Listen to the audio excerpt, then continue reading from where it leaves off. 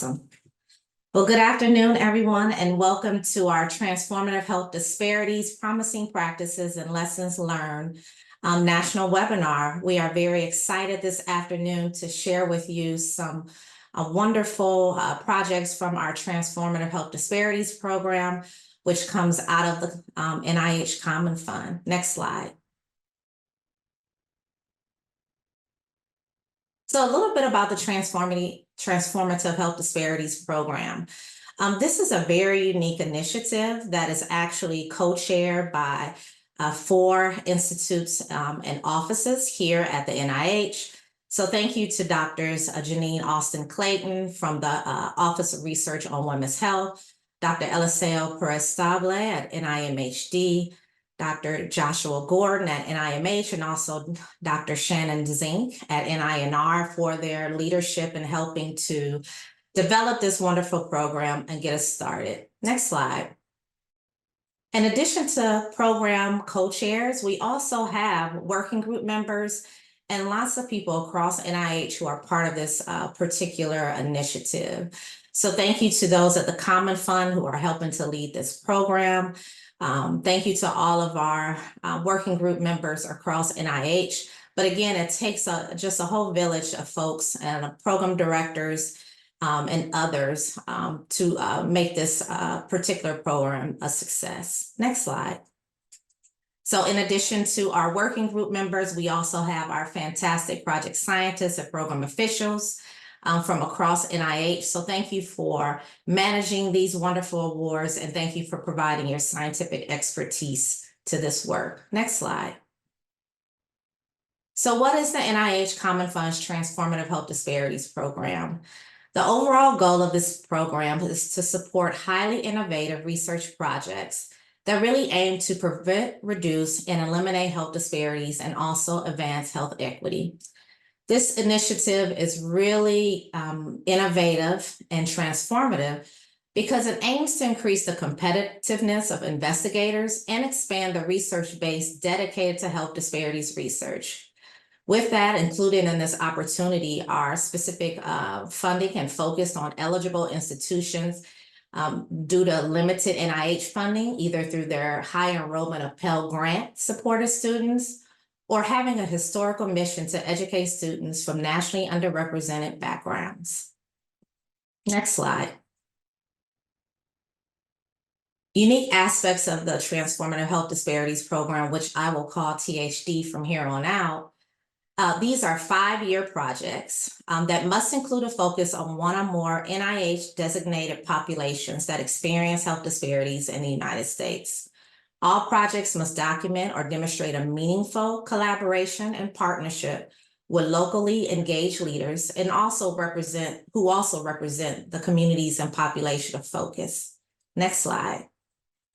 In addition to these requirements, as I mentioned, the projects must be transformative, so they must reflect ideas that are substantially different than mainstream concepts.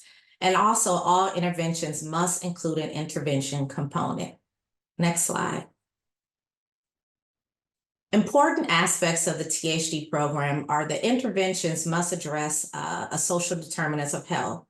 As you know, social determinants of health are the conditions in which the environments people are born, live, learn, work, play, and worship. So we really are focused on trying to intervene on these social determinants of health.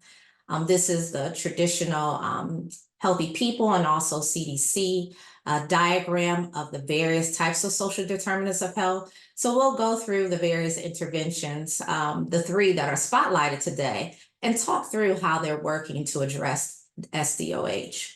Next slide. So I'd like to present to you our Cohort 1 THD Awards. Again, as we mentioned, we had 2 actually separate funding opportunities.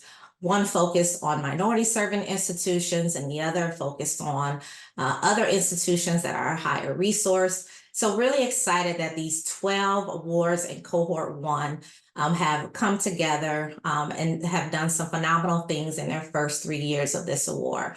So today's webinar will focus on 3 projects from Cohort 1. Next slide. And then most recently in September 2023, we awarded cohort 2. So we're excited to add these 4 wonderful projects focused on some really phenomenal interventions. So they're just starting up, and we're excited to add them to the THD program. Next slide. So in addition to addressing health disparities and SDOH, the THD projects really do span just a wide variety of populations across the age span. And also the interventions do incorporate SDOH across areas such as structural racism and equity, economic stability, mental health, substance use disorder, cancer prevention, hearing loss, and also obesity prevention, nutrition, and food insecurity. So we had a broad array of topic areas and also populations covered in the THD program. Next slide. In addition to the myriad of different types of topics and populations, we also have a diversity in the settings and the geographical location of our projects, which we're really excited about, especially having a broad, expansive areas in the South. So some of the communities are virtual, some of the interventions are within schools, housing developments, homes, and neighborhoods. We even have a project focused on parks, hospital settings, clinics, and also working with faith-based institutions. Next slide. So today, I'm very excited to introduce you to our speakers for today. Again, I am Nadra Tyus. I am currently the chief of the NINR Prevention and Health Promotion branch. I was formerly the THD program leader. I'm excited to give that wonderful opportunity over to my colleague, Susan Shiro. But I also like to start introducing our speakers for today. So Dr. Victoria No is unable to join us today, but she is an associate professor of community health and social sciences at the City University of New York Graduate School of Public Health and Health Policy. She is the director of the Center for Innovation and Mental Health at CUNY SPH, and also the mental health director of the Center for Immigrant, Refugee, and Global Health at CUNY. But we do have Dr. Vidya Sharma, who will present in Dr. No's stead. Dr. Sharma is the project manager for the Harlem Strong Initiative at the Center of Innovation and Mental Health at CUNY School of Public Health. Her research and professional interests focus on addressing health disparities within vulnerable populations. Dr. Sharma has supported research navigation and aftercare components of New York City's COVID-19 response, and also served as contact tracing and COVID data lead for the Department of Homeless Services in NYC. Our second speaker would be Dr. Gina South, who is the Ralph Muller Presidential Associate Professor of Emergency Medicine at the University of Pennsylvania's Pullman School of Medicine. She is the faculty director for the Penn Medicine Center for Health Justice, as well as the Associate Vice President of Health Justice for the University of Pennsylvania Health System.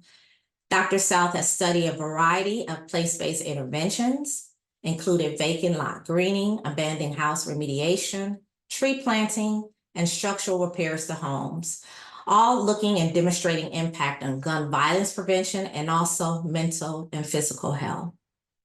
And our last 2 speakers are Dr. Susan Emmett and Matthew Lee Bush.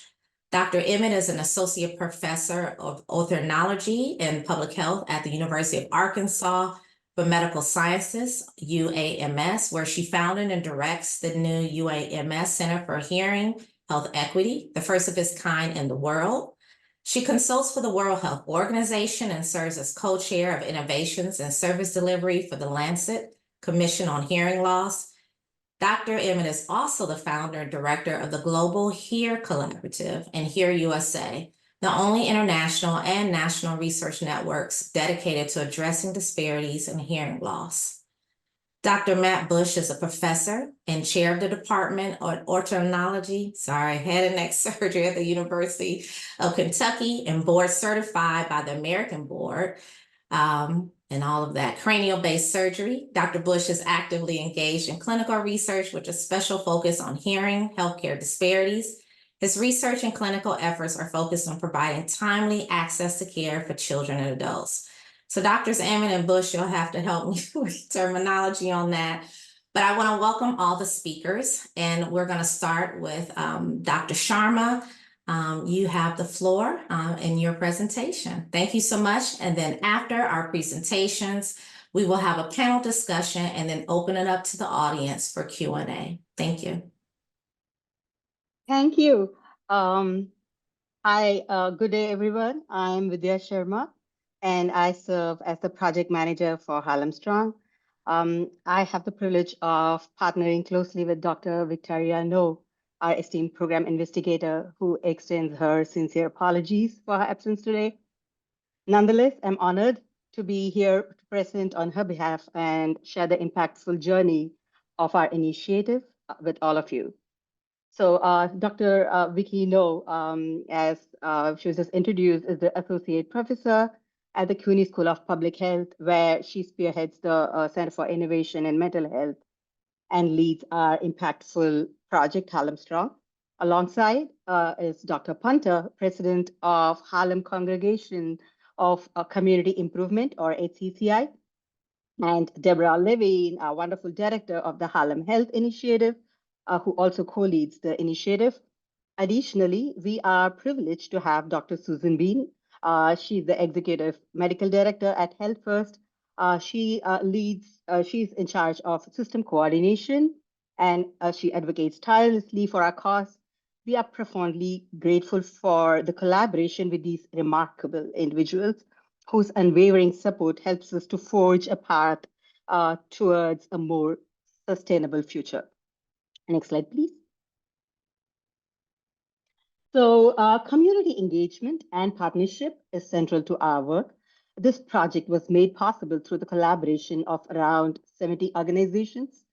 These organizations include community-based organizations, local city entities like the Mayor's Office for Economic Opportunity and the Department of Health here in New York City, as well as faith-based organizations, healthcare organizations, housing agencies, behavioral health, community boards, and representatives.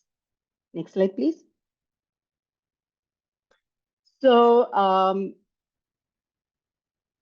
our primary goal is to address the rising mental health and socioeconomic inequities in Harlem. And our needs assessment revealed unacceptable rates of mental health risks. Over 60% of the population indicated depression, anxiety, or trauma, and nearly 50% experienced housing, employment, or food insecurities. So basically, we have four main specific goals for the Harlem Project. First is we aim to build a multi-sectoral coalition to support the integration of mental health services. We now have over 70 organizations, as we just saw, as a part of our coalition. Second, we seek to build capacity for mental health care sharing. This involves providing training, supporting the implementation of screening and identification of mental health conditions, educating and coordinating mental health support services. Thirdly, we want to increase care access by integrating mental health support into affordable housing, primary care, and community-based organizations. And fourthly, we will be evaluating the impact of Harlem Strong and assess the implications for future care and policy. Next slide, please.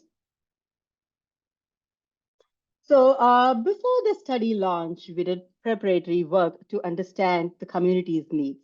We conducted surveys, mapped community-based organizations and faith-based organizations, and we held design sessions. So the goal of the Harlem Strong multi-stakeholder needs assessment was to understand how COVID impacted the community's economy, health, and mental well-being. We wanted to use this information to develop better programs and services for Harlem during the pandemic. So we involved Harlem residents, CBO staff, faith leaders, and community leaders in our approach. Using a human-centered design process, we adapted training materials and mental health promotion resources. Now, these were reviewed by the Community Stakeholder Planning Council, or the CSPC. We also developed an initial community implementation plan for integrating mental health services into various settings like low-income housing, primary care, and faith-based organizations.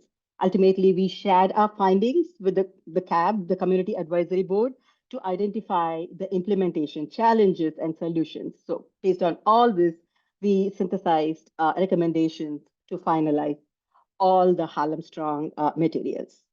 Next slide, please. So basically, this is our model of care, which we call the collaborative care model. Now, it is a multi-sectoral approach where housing and primary care serve as the gateway sites.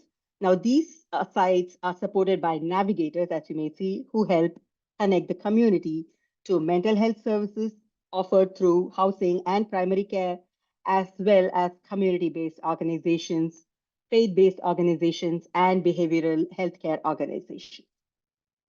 Next slide, please. Our program, it consists of 6 components. It's community outreach, screening, psychosocial and risk assessments, client education, stress management, and wellness skills, counseling, and referrals and connections to care. So we provide training to integrate all these components into the work and the activities of the organizations in our network. Next slide, please. And we have 3 implementation conditions. So first, the education and the resource condition, which I'll be calling as E&R. It involves enhanced usual care, where sites received online training and toolkits. And secondly, the MCC condition, which includes coalition support with embedded navigators to assist residents in getting the care they need and coordinating care. So for this, we offer a flexible hybrid mode of training, which includes online training as before, but also webinars and in-person workshops to the navigators in this condition. And we also support them with monthly coaching calls and consultations. Now, the third one is after 2 years of implementing the collaborative care, the MCC, we will introduce an add-on technology, likely a client management tool, which we are in the process of developing. Next slide, please. Our research project is a hybrid effectiveness and implementation study, specifically a step-wedge cluster randomized control trial. And again, this design was chosen based on community feedback, ensuring all organizations received some exposure to the coalition. So our study involves 20 site clusters, approximately 100 providers and 700 consumers. We are studying both the implementation strategy and the intervention's effectiveness, focusing on outcomes such as depression, access to care, social determinants, and socioeconomic outcomes. We will also assess the reach and adoption of the services by the providers within the network, and we'll be using mixed methods, including provider and consumer surveys and qualitative interviews. Next slide, please. Now, the step wedge design involves randomizing clusters into sequences. Each sequence gets different combinations of the conditions. It would be E&R or MCC and technology. And this is over 8 6-month periods, as you may see, is third, fourth, fifth, and sixth. And there are 5 sequences. You can see them across the rows. We are currently in our second period, which is circled here, with 2 groups receiving the MCC and the rest receiving E&R.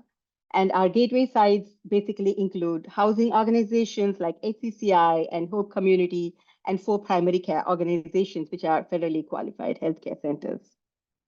Next slide, please.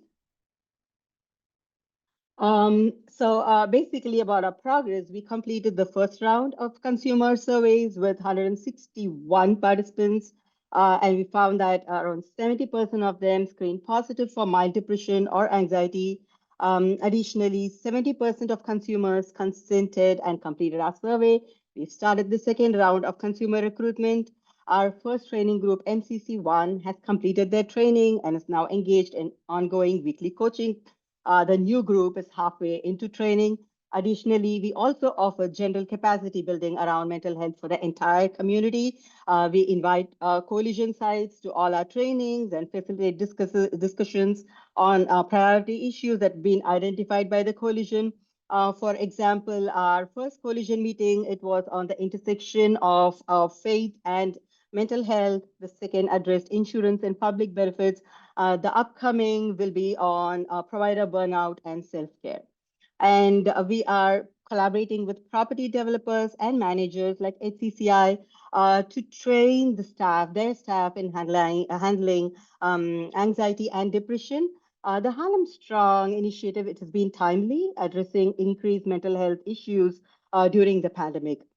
We are continuing community navigation and support services through contracts with Health First, and we are also expanding the Navigator programs and securing funding for similar initiatives in East Harlem, ensuring comprehensive coverage and support for low and moderate income households in Harlem.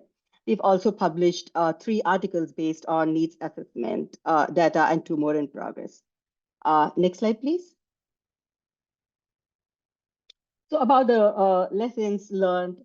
So for community organizations, we found that they are overworked, no surprise, and facing high levels of burnout and staff turnover, as evidenced by our provider baseline findings. 26% reported moderate to high levels of emotional exhaustion, while 47% reported low levels of personal accomplishment. We've implemented tailored training programs for this to address these challenges and provide support for staff mental health and wellness. And the second learning was that a great deal of tailoring and coordination is needed for each site, considering the diverse needs and challenges present according to the sites. Our flexibility in trainings, coaching calls, and learning collaboratives have really helped provide ongoing support and to create a collaborative environment for continuous quality improvement. And a third is about the research demands. Randomization and research demands are extremely cumbersome for are burdensome for our community partners. So impacting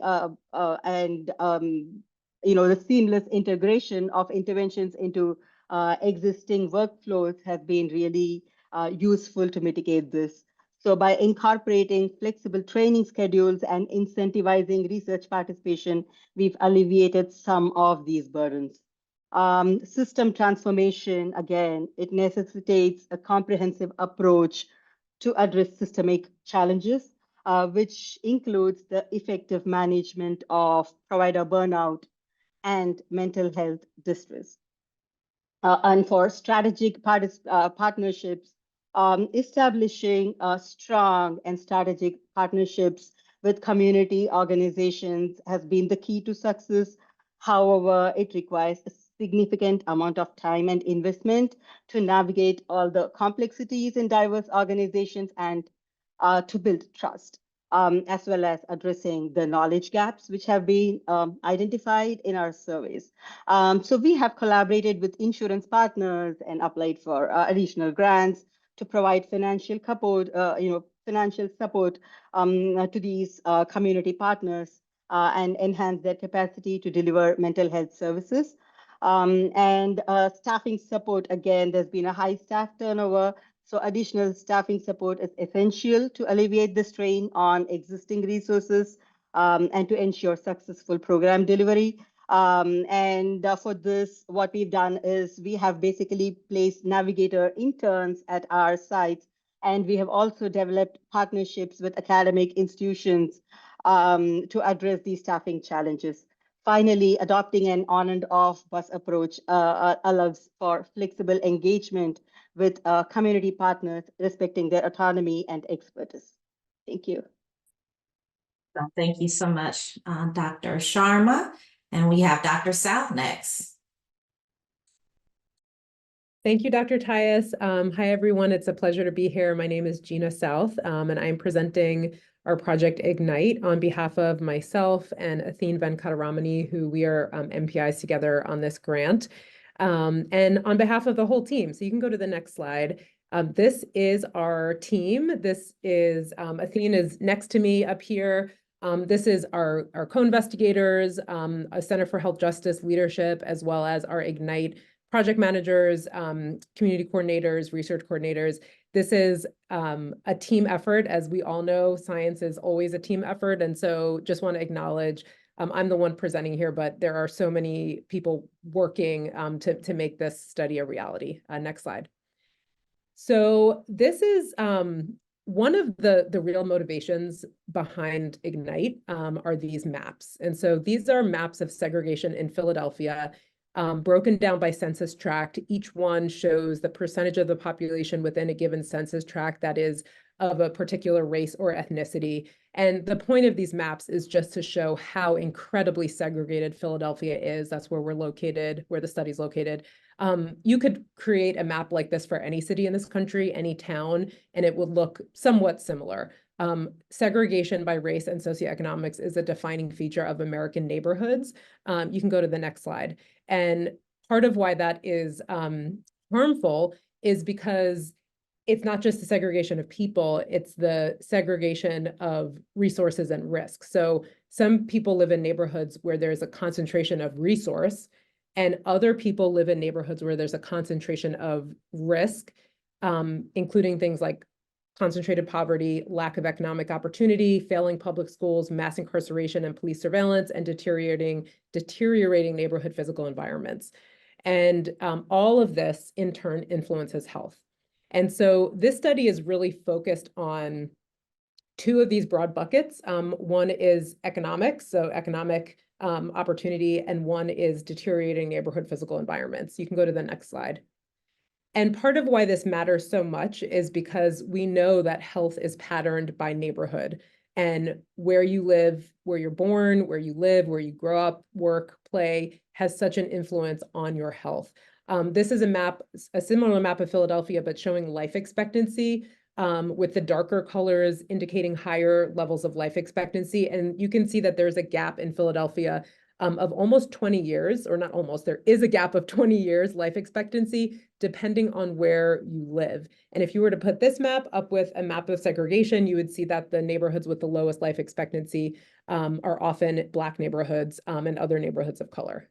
So this is ultimately, I think, what we are all here trying to change, this difference in life expectancy, difference in morbidity, mortality, and quality of life. Next slide. And so our hypothesis, you can actually skip one more forward here. Our hypothesis here for Ignite is that there's no one intervention that's going to break the links between structural racism and racialized health disparities. Instead, there will need to be, multiple coordinated interventions and policy changes ultimately in order to break these links and to be able to achieve health equity and better health no matter where you live. And so we, instead of studying one intervention, we're actually studying a suite of interventions that focus in on economic risk and environmental risk. You can go to the next slide. Just one background slide about financial well-being and health. We know that there are, great links between financial well-being and health. We also know that there are many administrative burdens to accessing public benefits, which either directly or indirectly translate into finances. We also know that program participation for things like SNAP, for example, improves food security and health.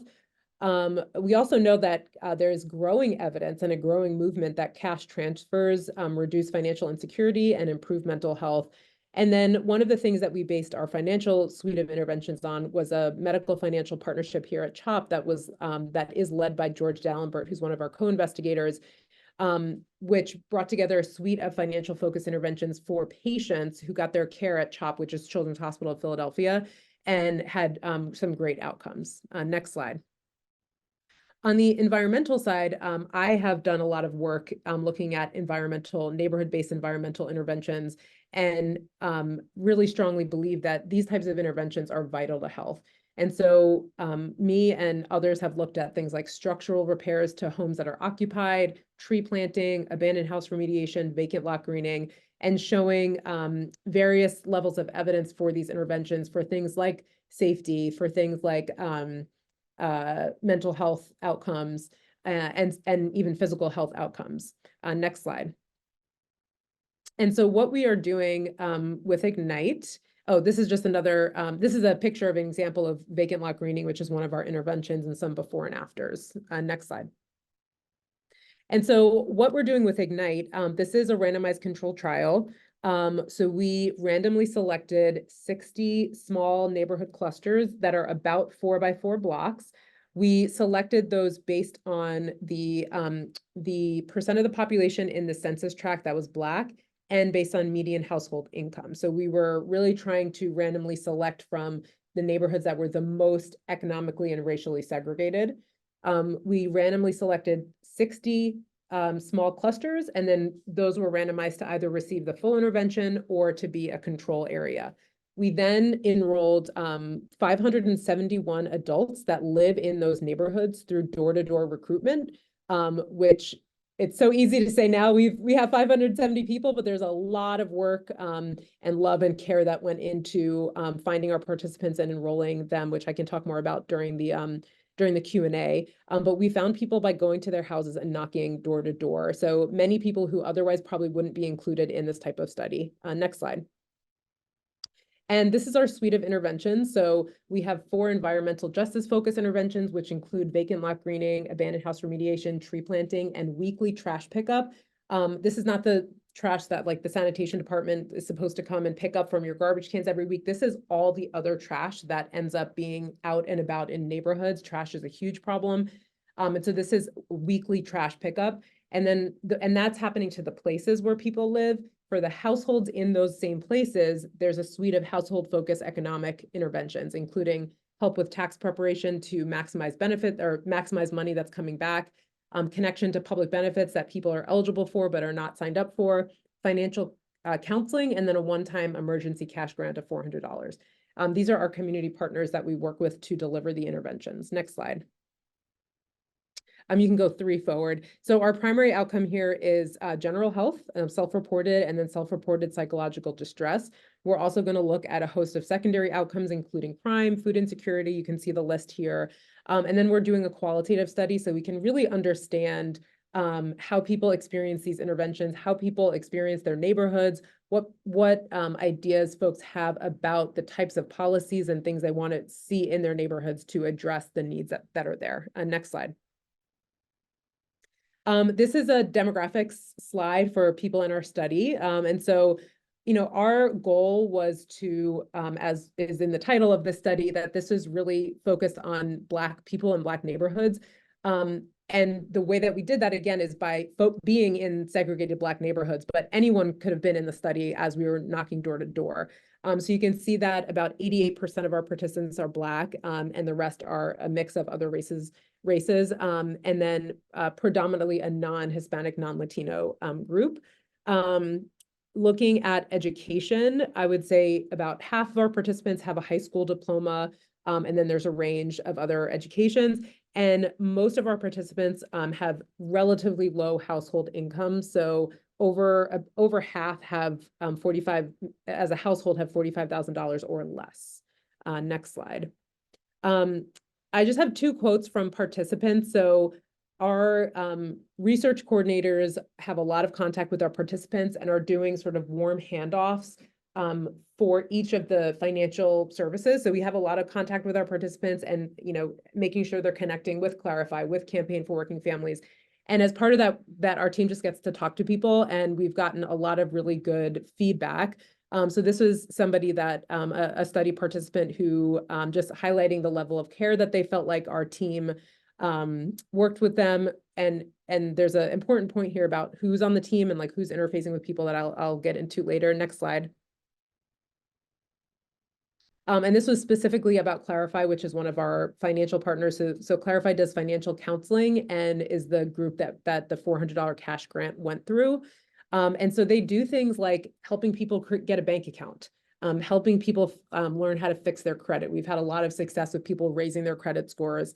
And so this is, I think this is a testament to our partner and the great work that they do and being able to connect our participants with our partners. I think next slide. No. Oh, I think this is our last slide. So our next steps for us, so we are gearing up to start the qualitative interviews. We're going to enroll 60 to 80 participants across people who are in the intervention arm, people who are in the control arm, and then within the intervention arm, we want to get a sense of for folks who have gone through all the financial partners and folks who have not gone through all of them. We're going to continue our interventions. We've greened all of our lots. Our trees should all be planted by the end of June. We actually are going to have our full 300 trees planted. We have so far collected over 3,000 bags of trash across all of the neighborhoods, which is incredible that we've collected that much trash, but like not incredible that there is that much trash that otherwise would just still be sitting there. And then we've connected a lot of our participants with our financial partners. And then we'll begin our follow-up survey data collection in September of 2024, this September, which is really crazy to think we've gotten that far. I think that's all I have. Thank you. Thank you, Dr. Sal. And now we have our tandem presenters, Doctors Bush and Emmett. You have the floor. Thank you. Perfect. Thank you so much. I'm going to start by giving a bit of background about hearing loss. Hearing loss is a problem on a global scale. There's an estimated 1.6 billion people living with hearing loss worldwide today, and that burden is unequally distributed. An estimated 80% of individuals worldwide with hearing loss live in underserved communities, both in the US and abroad. And there's a major impact at every age, particularly on children. We know that children with even mild hearing loss are 3 times less likely to graduate from high school and are twice as likely to experience unemployment as adults. Importantly, though, childhood hearing loss can be preventable, and an astounding 75% of childhood hearing loss is preventable in underserved communities. We know that rural schools are a critical access point to reach preventive health care for kids, but there are a lot of challenges there. School screening, including hearing screening, is not universally implemented, and loss to follow-up from these programs is a pervasive problem. Upwards of 2/3 of children are typically lost to follow-up from school screening. Then for children who do make it into the healthcare system, there's a scarcity of specialists in rural areas to provide the care that they need. So a problem of this scale really requires a paradigm shift and a new way of thinking to tackle the challenge. And our Transformative Health Disparities project is doing exactly that. We are developing a totally new way to provide care to children that brings care to exactly where they are, in their communities and in their schools. The model that we are using, the STAR model, is something that we are applying with hearing as the base, but ultimately you could use it for any type of preventable health disparity. And what the model really is it combines 3 different components.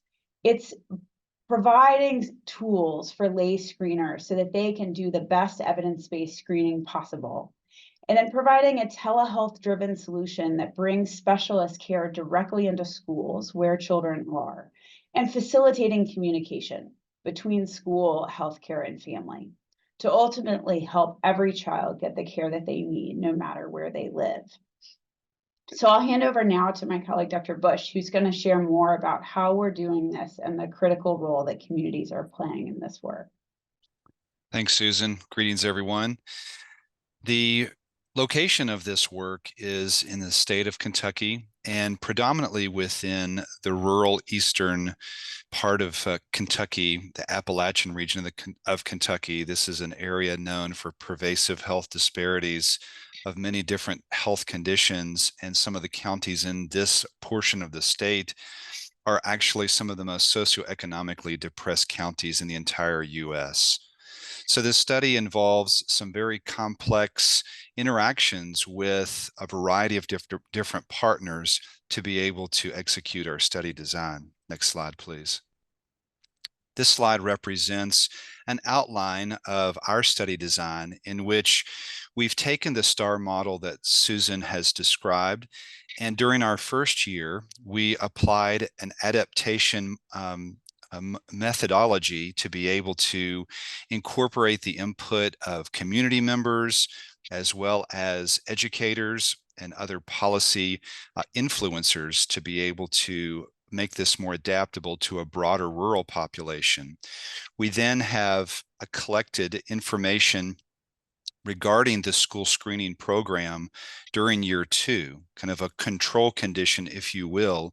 This leads us into a step wedge cluster randomized trial to assess the effectiveness of our intervention during year 3.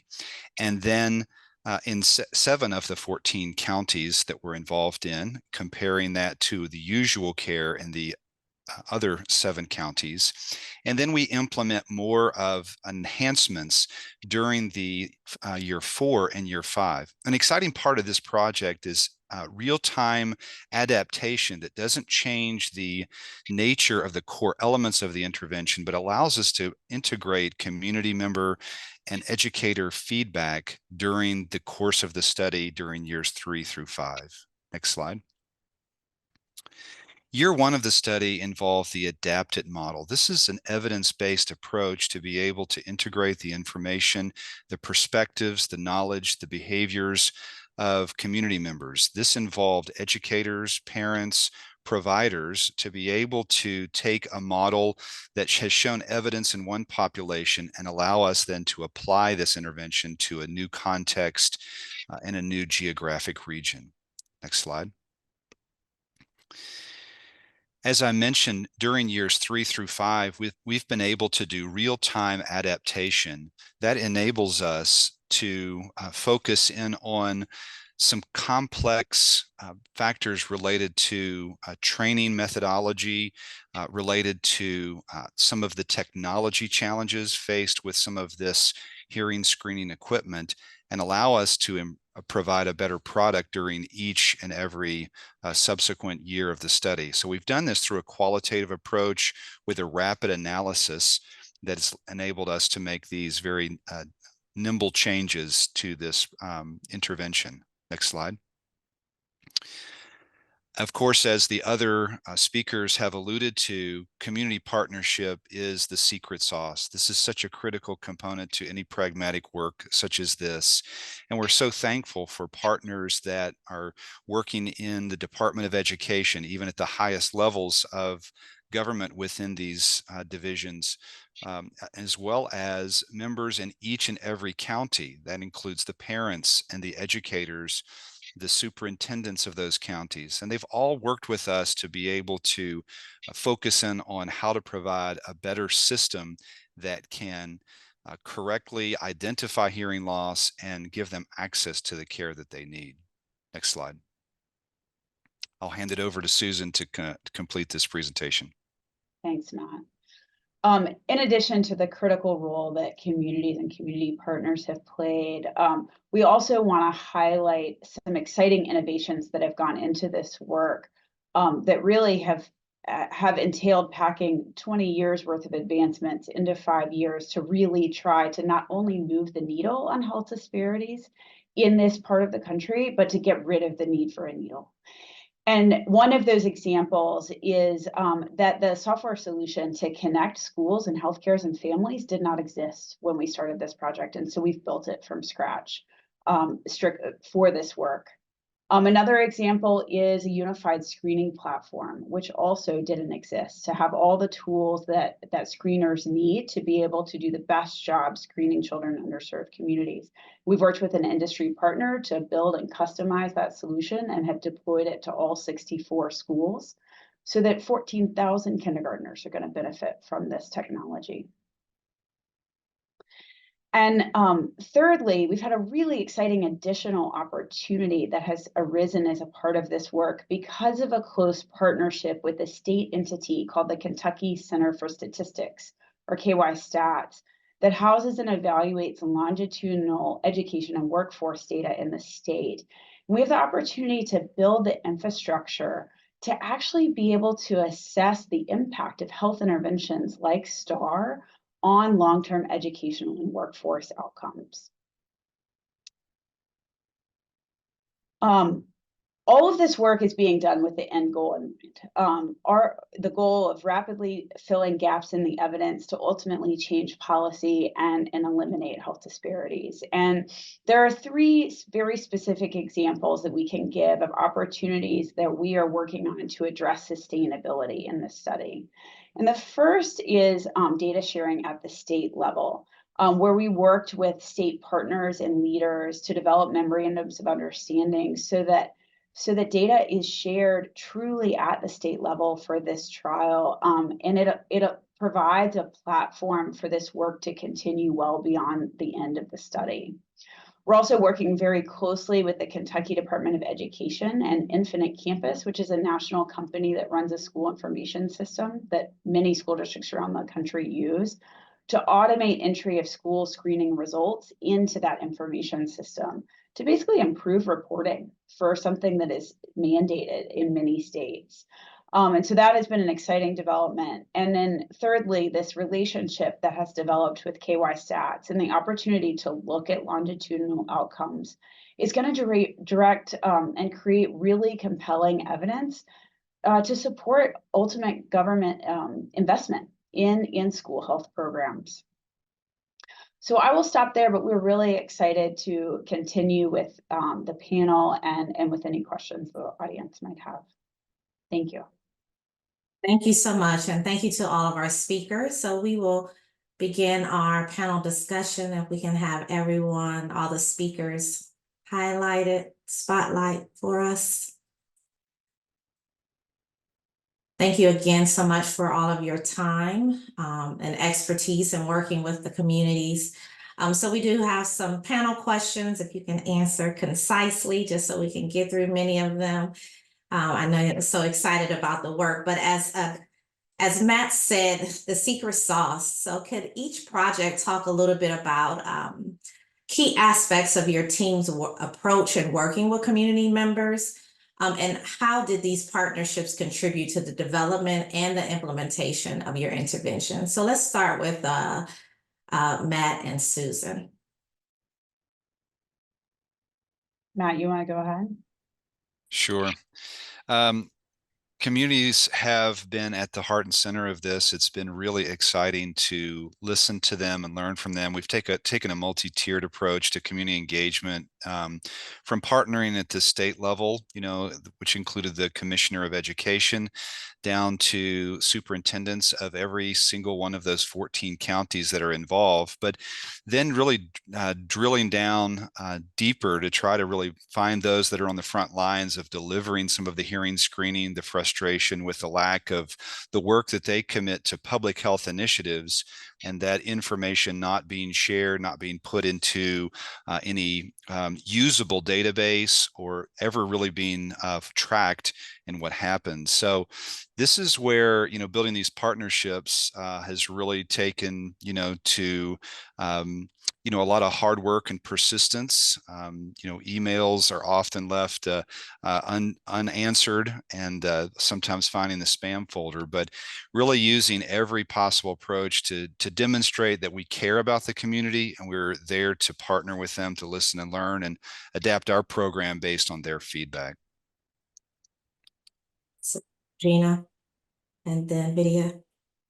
Yeah, so I think one of the things I've been reflecting on with regard to community partnerships is that they don't conform to grant cycles. And so when I think about some of the partnerships that we have in Ignite, and also just how partnerships that may not actually show up on paper in the project, but informed the work, it really started, maybe in 2010 when I personally first moved to Philadelphia and started meeting people and building relationships. So one of our partners is PHS, the Pennsylvania Horticultural Society, and they're the ones who are doing all the planting, the greening of vacant lots. I have no idea how to plant a tree, nor do I want to be responsible for taking care of the trees. But I first met Keith Green, who used to direct land care and now is actually the vice president of neighborhoods and health for PHS. But I met him when I was a research fellow in 2010.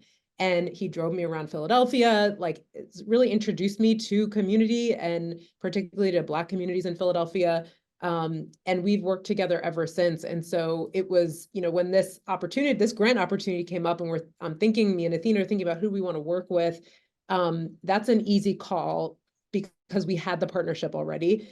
And that can be challenging, I think, especially for junior researchers who are just getting started, because like Matt said, it takes time to build relationship, to build trust, where you have a true partnership. So that's one thing. And then I think partnership can also take many forms. So there are like our partners who are delivering services for our participants, but also like other projects that we have in the Center for Health Justice and partners that we have that aren't working on Ignite still inform, for example, how do we talk to participants about trees, which has been a challenge. People have a lot of mistrust around trees. And so, so I think community partnerships means a lot of things and manifests in a lot of different ways. There's trust around trees. That stood out for me. We'll have to come back to that. Thank you. And Vidya, your thoughts? I absolutely echo the sentiments of others. And at Harlem-Strong, again, our approach, it heavily relies on community engagement and partnership. And I think one of the core things that has been instrumental to our a success, if I could say, was the needs assessment survey that we did. Generally, you have people going into the community and telling them what they want.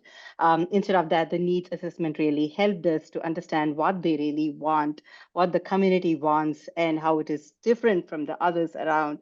And, basically tailor making the whole initiative to meet the specific needs and the challenges of the community. So, and also actively involving, community members and faith-based organizations, because with reference to mental health, they are almost like the first line of defense. So, knowing from them as to what the community actually needs, those have been really helpful. And also understanding provider burnout and helping them to heal, especially after COVID, that has been very important. So in a nutshell, understanding the community and flexibility and modifying our trainings according to the needs of the primary care organizations were different from those of housing agencies. Some of them are already halfway into this, they know how to implement, while the other system is not basically set for that kind of an intervention. So understanding the community and the people where they come from has been the key to our program. Thank you for sharing that wisdom. So just thinking about the key pieces and things that did go well in working with the community, can you talk a little bit about some of the challenges? So what was your biggest challenge that you faced in your intervention? And tell us a little bit about how you pivoted from that or work with the community with that. So we'll start with Gina, Vidya, and then Susan and Matt. Yeah, so I think a few things, because we did our enrollment door to door. So we had a whole protocol around this, but we are literally knocking on folks' doors to tell them about the study. There are a lot of challenges around that. Like we had to build really quick rapport with people if they even open their door for us before, you have about like 30 seconds or less to develop rapport, let them know who you are. We dealt with a lot of weather issues. So, from precipitation to over the summer, we had a lot of air quality issues last summer because of the Canadian wildfires, and we didn't want our team outside. So, also being very hot, very cold, so weather issues. And then some neighborhood clusters, just because of the makeup of the neighborhood, were harder to recruit than others. There were some times we would be in a neighborhood and we might meet a block captain, like one of the members would meet a block captain and they would be like, oh yeah, I got you. Like you can go over there to, enroll Miss Jones and over there. And like, they would kind of vouch for us, but other places, it was harder to like really reach people and gain that trust. So part of how we, thought about this from the beginning was who is doing the recruiting.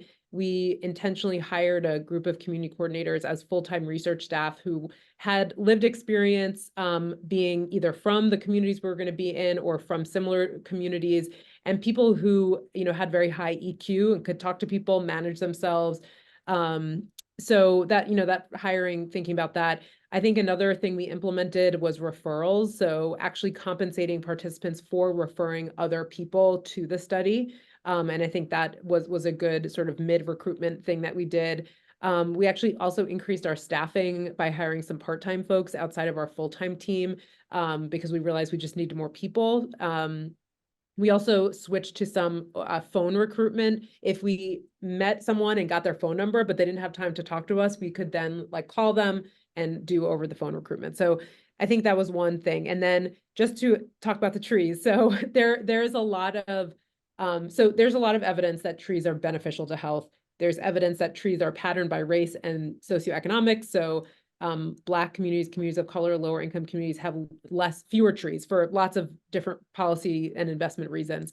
And in a city like Philadelphia, trees, the city has neglected trees that exist, and trees have caused harm to people's homes, to sidewalks, and people are responsible for paying for the damage that trees do to their house.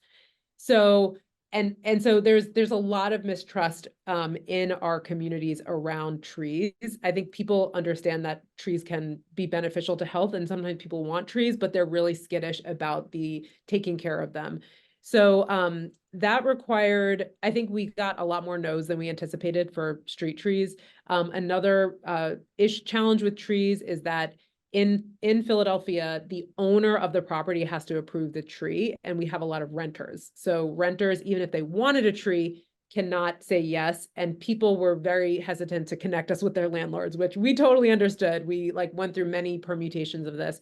So ultimately, one of the things we did was connect with the overall block captain group in Philadelphia to help make connections and build trust, which honestly, I don't think the way it worked out, I don't think that really helped us that much, but it was something we tried.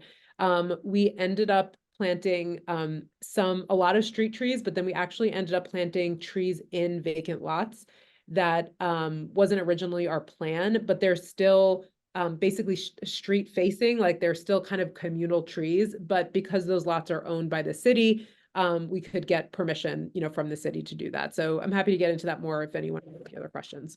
I'll stop there. Yeah. So similar to what you said, Vidya, earlier, it's like the needs assessment and thinking you sort of know what people want, but until you actually dive into the community, have some conversations with residents and homeowners and tenants and so forth, you don't know the real pieces. So thank you for sharing that, Gina. Susan and Matt?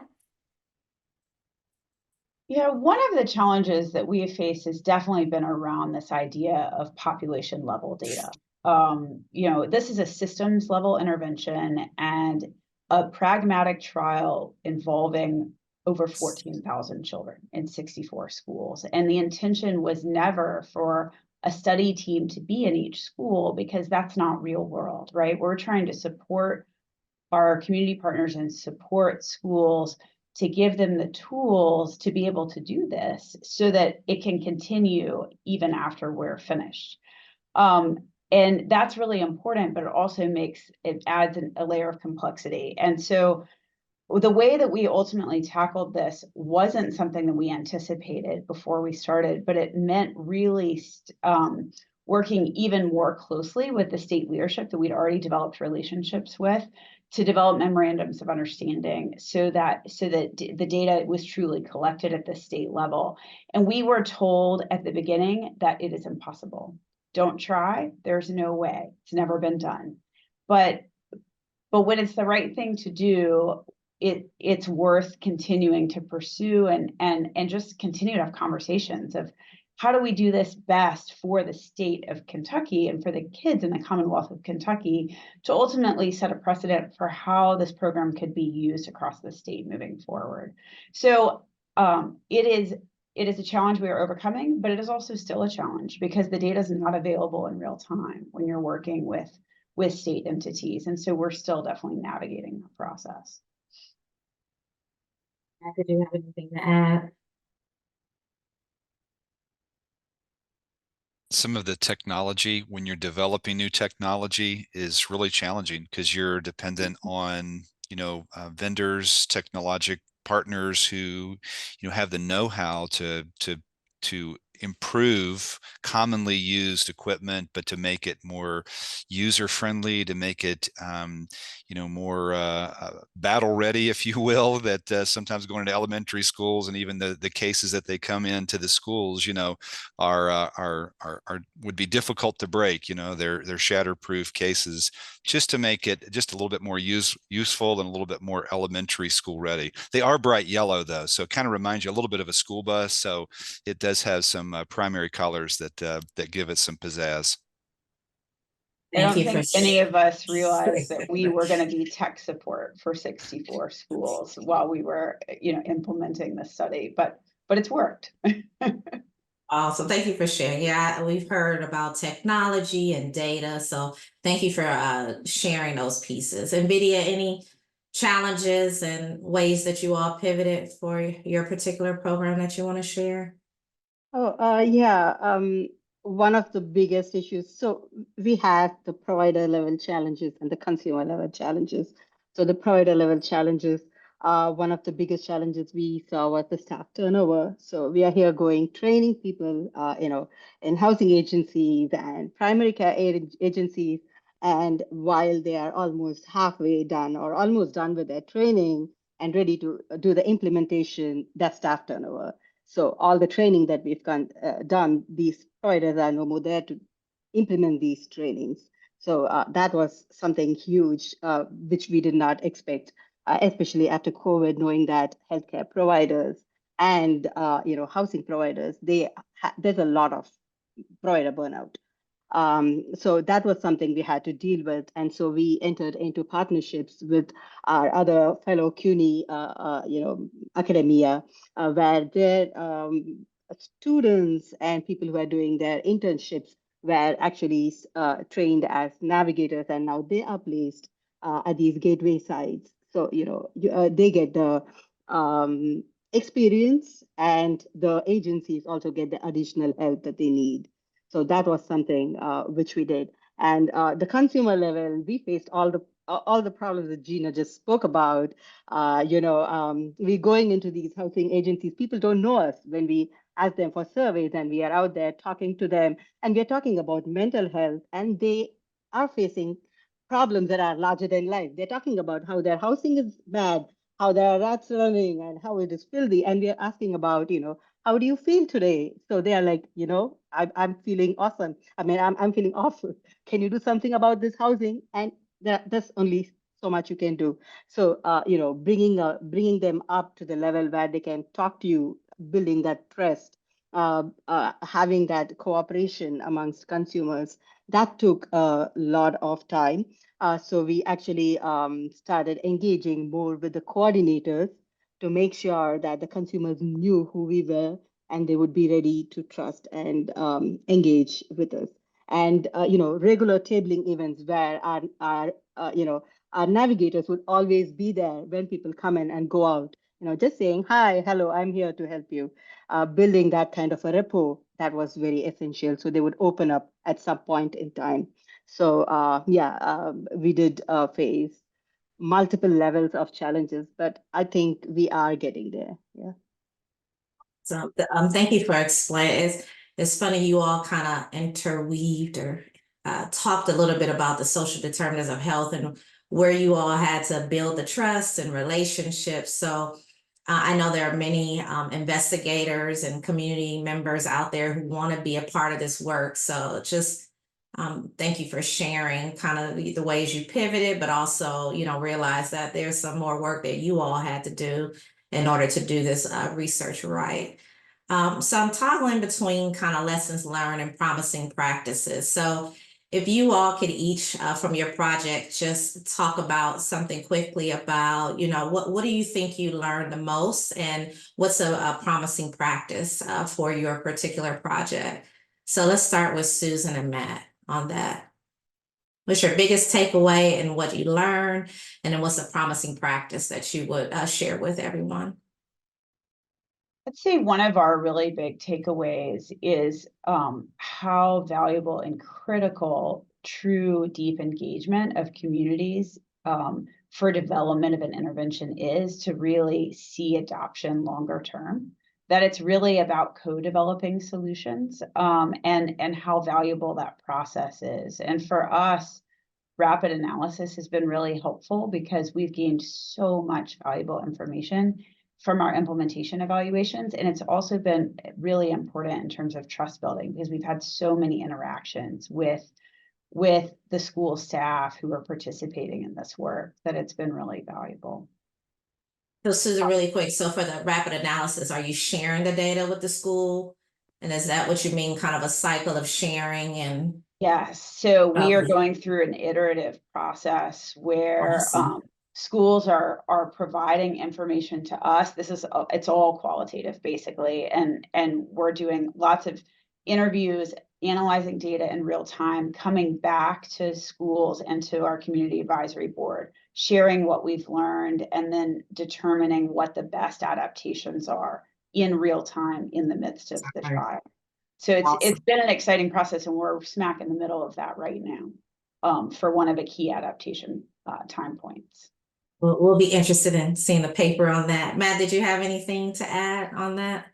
Thank you for sharing. Giving that information, disseminated information back to the higher level policymakers and leadership, not only in our Cabinet for Health and Family Services in the Commonwealth of Kentucky, but also the Department of Education, and also, you know, an honest broker of state data that is state appropriation supported, the Kentucky Stats program, or KY Stats.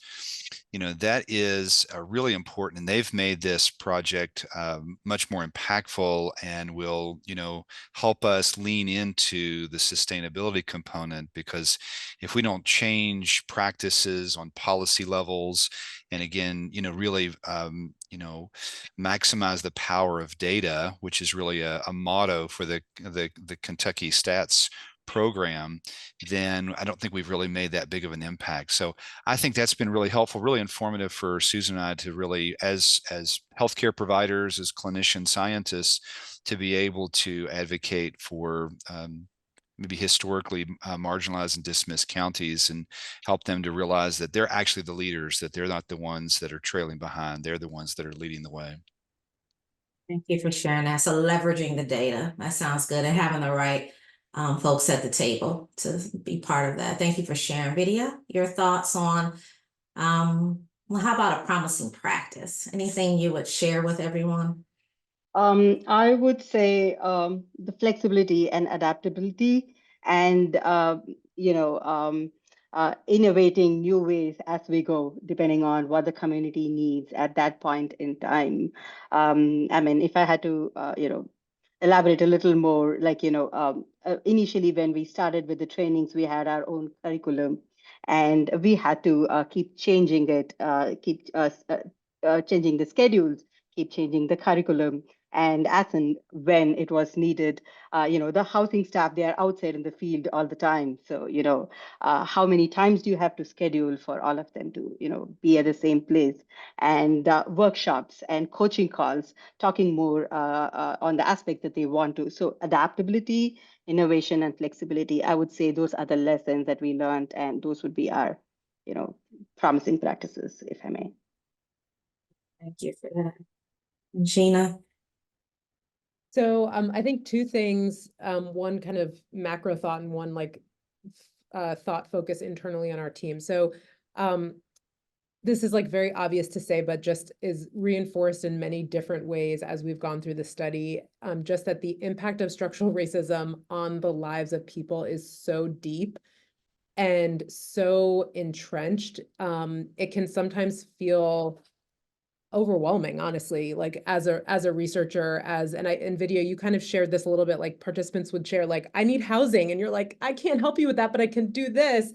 But that is really can be overwhelming.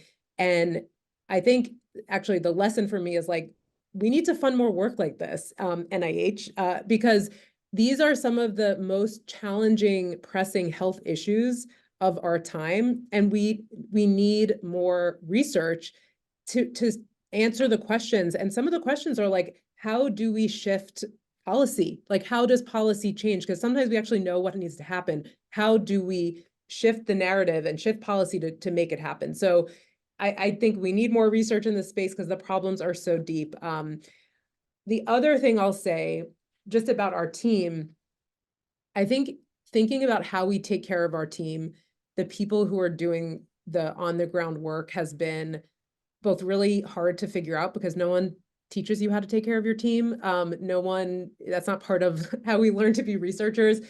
And for this work in particular, again, sort of reflecting what you said, Vidya, that there is like a secondary trauma that can happen when you are the one out in communities trying to connect people to services, helping people with like through some of the most challenging things in their lives, even just being like, we've had situations where there was a shooting nearby where our team was recruiting.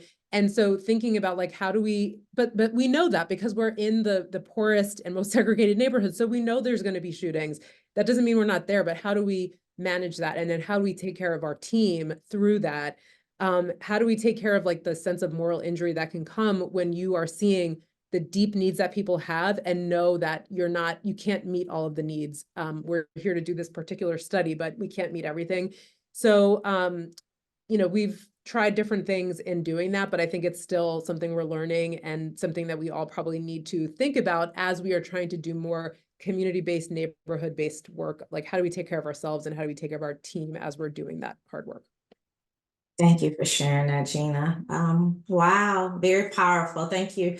Thank you all for your hard work and all your teams and the communities that you're serving, as well as what you're learning from the community. So thank you for sharing that. So I do know we have some questions. So we have about good 15, 17 minutes to do some Q&A. So I'm going to start with some of the questions that we received. Vidya, I think you have one question about, can you talk a little bit about the role of the care navigation a little bit more? So we have two kinds of navigator trainings. So they either become mental health navigators, so that's a little more intensive. Okay. And the other kind of navigators are basically the support staff, the mental health support staff.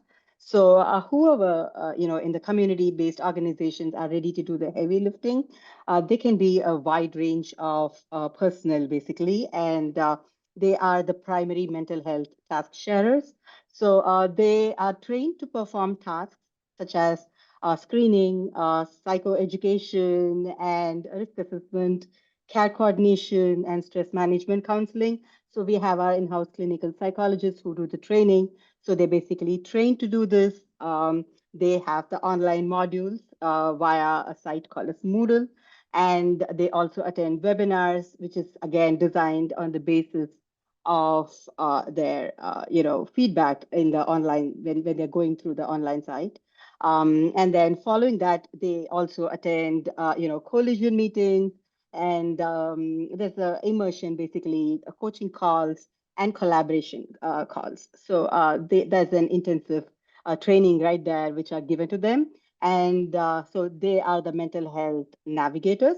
And the support staff, on the other hand, they only do the online modules. It's enough if they only do the online modules, and they are there to provide outreach and any kind of help to these mental health task sharers or the navigators. They do the promotion, they do the community engagement, basically going out in the community and telling them that, hey, the Harlem Strong is there in our community. You are free to, contact this person during these office hours whenever you need. So basically, there are two kinds of navigators. Thank you for sharing that. I know that training of community navigators and even what Gina mentioned, just those who have lived experiences, but training kind of in the research space. I know that you all spend a significant amount of time and energy on that. So thank you for the intensive nature and what you all have been doing that. So Dr. South, can you please share what your hypothesis is on tree planting in these deserted lots? Yeah, so there's actually a lot of data around green space generally, but trees in particular, and the health and safety benefits of trees.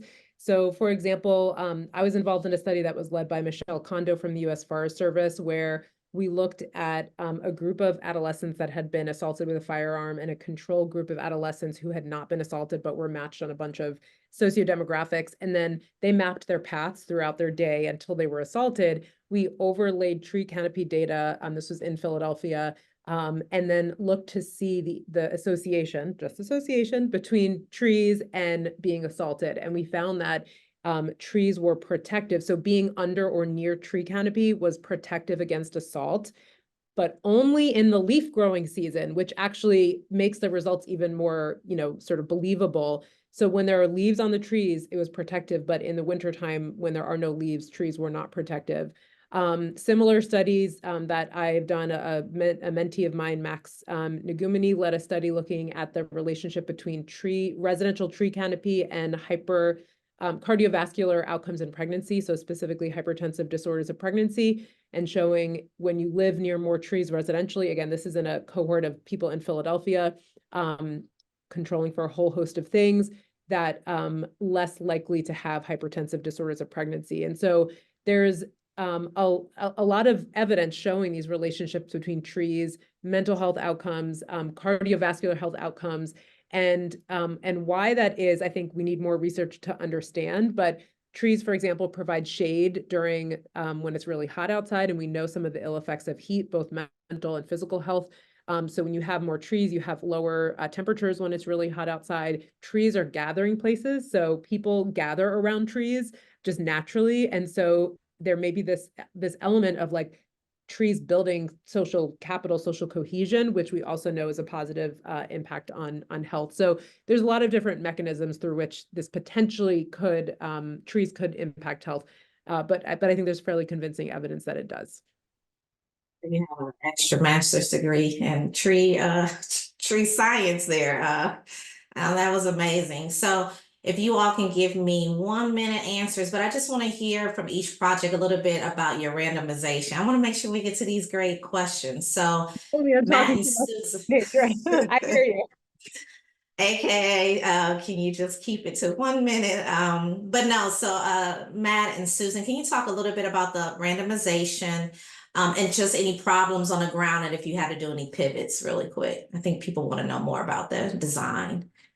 Yeah, so we used a stepped wedge cluster randomized design, and we made what feels like a somewhat controversial decision to randomize until after baseline data had been collected, because for a whole host of reasons, but we wanted to also make sure that the groups that had been involved in the relationships that had been ongoing for several years before this started, that all those schools really did want to participate. And so all data collection is passive for this, like we talked about. It's all at the state level, but we randomized after our first year, before we started rolling out interventions. And so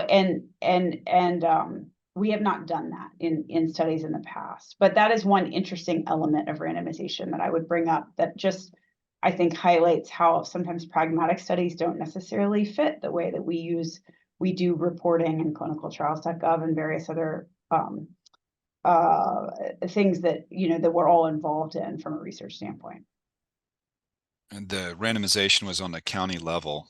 And there was, reasonable balance between the size of the county. Some of the counties having only one elementary school, others having 11 or so elementary schools. So there's a difference in some of the population sizes. But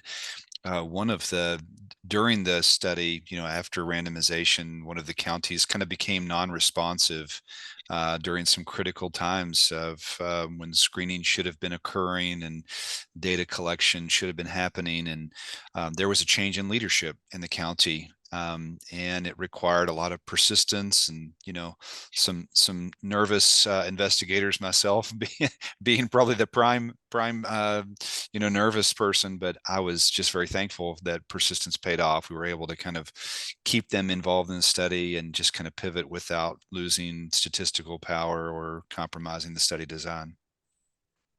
Thank you so much. Gina, anything you want to talk about for randomization, when the blocks didn't get an intervention versus others? Any thoughts? Yeah, so we are going to make an effort for our control clusters to get them as many services as possible after we've completed follow-up data collection.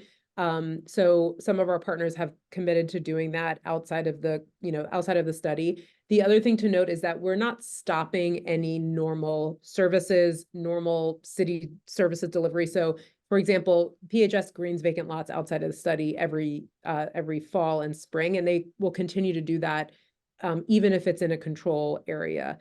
Trees will still get planted. Our hope is that those things happen evenly across the two conditions, but we're not stopping any services, which is part of why we felt okay with the fact that we do have a control group that is not getting these like extra services.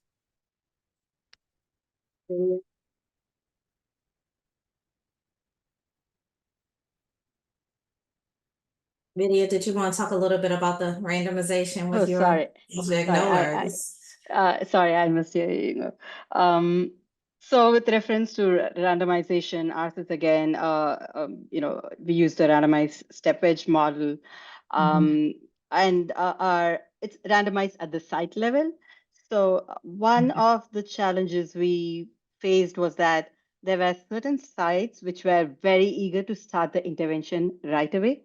And then we had to tell them that they had to wait for 3 years before they're actually going to, receive the active intervention, the webinars and everything else. Until then, there's not going to be anything except for the online module. So that really brought them down. While in the other case, there were certain sites which could have used some more time to actually get into the active intervention phase, because there was a lot of staff turnover, and these are primary care sites. And then there's also leadership change. So, with reference to the interest, so, we could not actually garner that interest, which they initially showed when there was a change in the leadership. So it did provide us that kind of issues. But yes, we had to be persistent, and we had to try our best to talk with as many people as possible within the agency to make sure that the interest was still kept, and there were as many navigators as we could train as possible. Yeah, I think the step wedge design has been popular among the Transformative Health Disparity projects, research projects, especially kind of a wait list. So, that you're not waiting too long. So I just want to, so when there is something beneficial, as you all mentioned, some services and different things that no one's is going to focus on withholding that. So there is a weight to it, but not like a year or so later. So thank you for kind of explaining that. So again, we do have a significant amount of questions and limited time. If you all don't mind sharing your emails with others, if they kind of want to follow up, if you want to share that in our, I think is there a chat function we can have for that?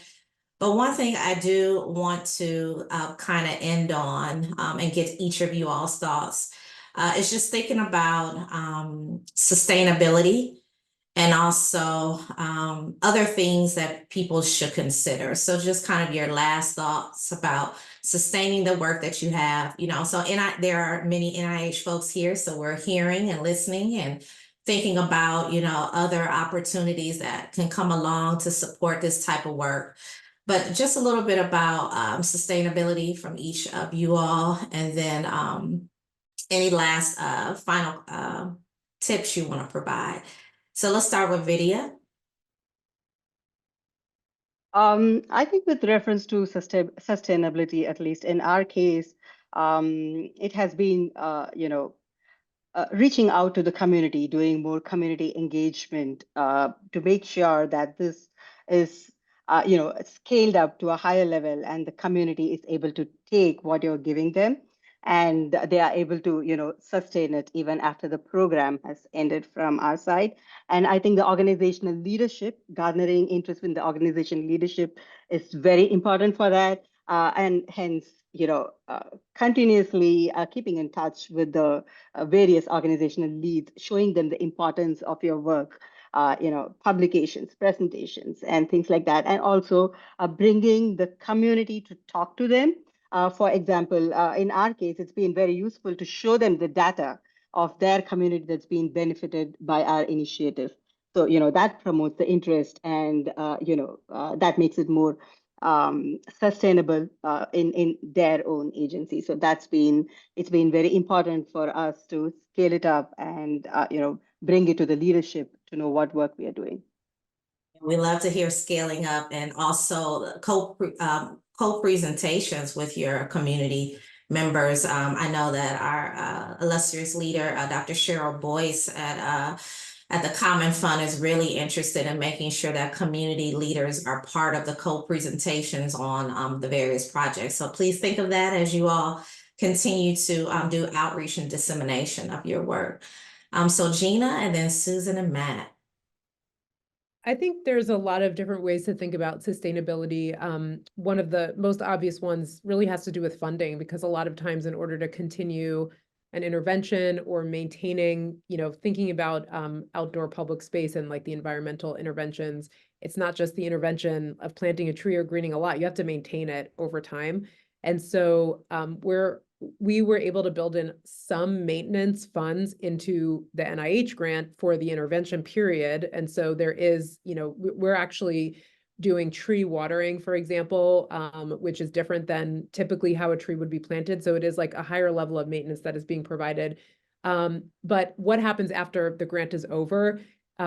So one of my questions or suggestions for the NIH is thinking about, like, is there a way to build in a sustainability planning time period at the end of a grant, so that there's actually, structured and funded time to think about how do you help your community partners apply for other grants to continue the work, or, building capacity of the like coalitions that are built through working on research to address other issues of sustainability, their policy implications. So I think it's still something we have to figure out as a community of researchers doing this type of community engaged work. Like, what are our best practices for sustainability, and how can we build that in from the beginning to how we think about doing this work?